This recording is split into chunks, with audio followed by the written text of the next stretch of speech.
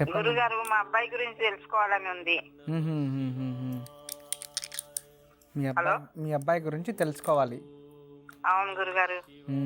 సరే తల్లి, జన్మజాతకం అయితే చాలా బాగుంది. చిత్తా నక్షత్రంలో తులారాశిలో జన్మించాడు. ఏం చదివాడు మీ అబ్బాయి? అబ్బాయి బీటెక్ చేశాడు, జాబ్ చేస్తున్నాడు. కాకపోతే సంబంధాలు కుదరట్లేదు. ఎక్కడ అమ్మాయిని నచ్చట్లేదు. వాళ్ళు నచ్చుతున్నారు కానీ మా అబ్బాయి నచ్చట్లేదు. అంటే అమ్మాయిలకి అబ్బాయి నచ్చుతున్నాడు కానీ అబ్బాయికి అమ్మాయిలు నచ్చటం లేదు. నచ్చట్లేదు గురుగారు. ఎన్ని సంబంధాలు చూశారు? ఎక్కడ ఉద్యోగం చేస్తున్నాడు? ఇప్పుడు ఇతను హైటెక్ సిటీలో జాబ్ చేస్తాడు. చాలా మందిని చూసాము, 3 years నుండి చూస్తున్నాము. ఓకే, ఎంత ఏజ్ మీ అబ్బాయికి? ఇప్పుడు 32. ఓ అయ్యో, దాదాపు 3 సంవత్సరాలు అంటే 29 సంవత్సరాల నుంచినే స్టార్ట్ చేశారు. అవును గురుగారు. ఏం పని చేస్తాడు అబ్బాయి హైటెక్ సిటీలో? సాఫ్ట్వేర్ ఇంజనీరింగ్ జాబ్ చేస్తాడు. Software engineering. మీ అబ్బాయి జాతకంలో 3వ అమ్మాయి మీ ఇంటి నుంచి తూర్పు దిశ నుంచి వస్తుంది అని ఉంది తల్లి. కానీ జన్మజాతకంలో దోషం ఏంటి?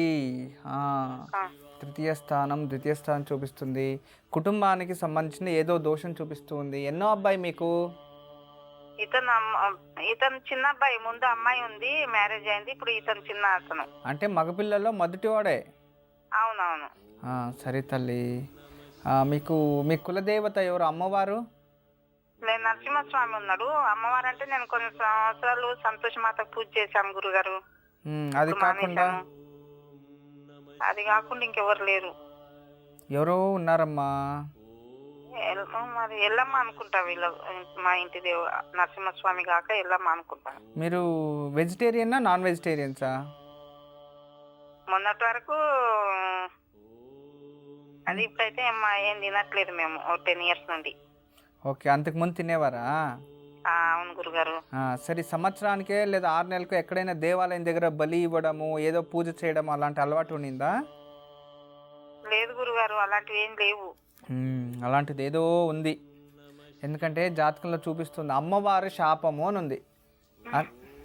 అందువలన ఏదో అమ్మవారు మీ భర్త వచ్చిన తర్వాత చక్కగా మాట్లాడి అలాంటిది ఏదైనా అమ్మవారికి ఏదైనా మొక్కో కోరికో ఉంటే ఏదైనా తీసేయండి. అప్పుడు ఆ ఒక మొక్కుని తీర్చేస్తే అబ్బాయికి ఇమ్మీడియట్ పెళ్ళి అయిపోతుంది. ఇంకా 3 నెలల్లో పెళ్లి ఫిక్స్ అయిపోతుందమ్మా. 3 తర్వాత బాబు పెళ్ళి అయినాక నాకు ఒక్కడే బాబు కదా, ఎట్లా ఉంటుంది కోడలని? కోడలైతే మంచిదే వస్తుంది, ప్రాబ్లం లేదు. సరే సరే, ఏమన్నా పరిహారం చేయమంటారా? ఇప్పుడు అవును, మీ అబ్బాయికి పరిహారం చెయ్యాలి. చెప్పండి గురుగారు. దగ్గరలో ఏ దేవాలయం ఉంది? దగ్గరలో బాబావారి గుడి ఉన్నది. ఏ గుడి? సాయిబాబా గుడి ఉంది. అది కాదు, వేరే ఇంకేదైనా అమ్మవారి గుడి? అమ్మవారి గుడి చిన్నది ఒకటి ఉంది దగ్గరలో. సరే తల్లి, 9 రోజులు రోజు కొబ్బరికాయని చేతిలో పట్టుకొని అమ్మవారి గుడికి 9 ప్రదక్షిణలు వేసి ఆ కొబ్బరికాయని కొట్టేసి జాబ్కి వెళ్ళమని చెప్పండి రోజు. లేదంటే కొట్టేసి ఉదయాన్నే 6 గంటలకు వెళ్ళి కొట్టేసి ఇంటికి రమ్మని చెప్పండి. ఇలా 9 రోజులు చేయించండి. మీ అబ్బాయికి ఆగస్టు తర్వాత వివాహం నిశ్చయం అవుతుంది. పెళ్లి చేయండి తల్లి. అమ్మా, అలాంటి వాళ్ళది నిజమైన ప్రేమ కాదు, అది వ్యామోహం. ఎగ్జాక్ట్లీ చిన్నత్త, నిజంగా ప్రేమించుకున్న వాళ్ళు అలా చేయరు. ఎంత మనసు విరిగిపోతే కన్న కూతుర్ని పట్టుకొని మా దృష్టిలో చచ్చిపోయా ఉంటుందా తల్లి? అది సరే అమ్మా, తన కూతురుతో తన మాట అనేటప్పుడు ఆమె మాటల్లో వ్యథ, కళ్ళల్లో బాధ గమనించావమ్మా? పెద్దబాబుకు బర్త్డే విషెస్ చెప్పు కూడా వెళ్ళాం కదా. ఊరికే ఎలా కాలిపోతుంది? మంట పెడితేనో పడితేనో తగలబడుతుంది.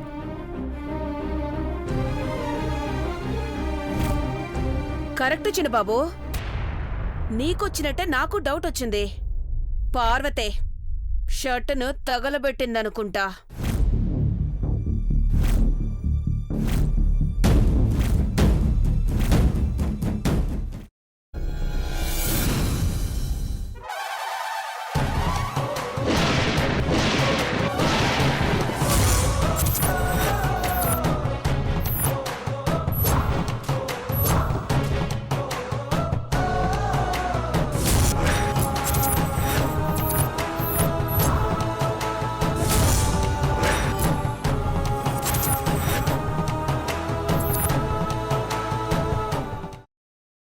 తర్వాత పొట్టు తీసేసి చాప్ చేసి పక్కన పెట్టుకోవాలి. ఒక ప్యాన్లో కొద్దిగా నూనె వేడి చేసి అందులో ఆవాలు, మినప్పప్పు, శనగపప్పు, కరివేపాకు, సన్నగా తరిగి పెట్టుకున్న ఉల్లిపాయలు వేసుకుని 1 నిమిషం పాటు వేయించుకోవాలి. ఆ తర్వాత కాల్చి కట్ చేసి పెట్టుకున్న వంకాయని కూడా అందులో వేసుకుని బాగా మిక్స్ చేసి బౌల్లోకి ట్రాన్స్ఫర్ చేసుకుని అందులో తగినంత చిక్కటి పెరుగు లేదా పల్చటి పెరుగు వేసుకుని మిక్స్ చేసి అన్నంతో కానివ్వండి, చపాతీతో కానివ్వండి సర్వ్ చేసినా చాలా బాగుంటుంది.